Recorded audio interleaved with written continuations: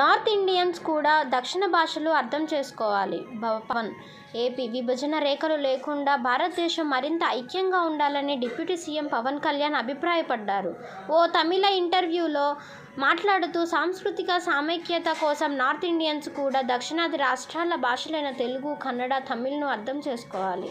ఇక్కడి వారు హిందీ వద్దనుకుంటే మరో భాషను నేర్చుకోండి. ఇందులో కొన్ని సమస్యలున్నప్పటికీ అవి విభజనకు దారితీయకూడదు అని పేర్కొన్నారు. కొణిదెల గ్రామానికి 50 లక్షలు పవన్ కళ్యాణ్. నందికొట్కూరు మండలంలోని కొణిదెల గ్రామాభివృద్ధికి డిప్యూటీ సీఎం పవన్ కళ్యాణ్ 50 లక్షల రూపాయలు ప్రకటించారు. పూడిచెర్లలో ఫారం పాండ్కు శంకుస్థాపన సందర్భంగా ఈ ప్రకటన చేశారు. తన సొంత ట్రస్ట్ నుంచి నిధులను కేటాయించారు. ఎమ్మెల్యేలతో మాట్లాడి కొణిదెల గ్రామానికి ఏం అవసరమో అవన్నీ చేస్తానని, ప్రభుత్వ పథకాలన్నీ ఈ ఊరి ప్రజలకు అందేలా చేస్తానని పవన్ హామీ ఇచ్చారు.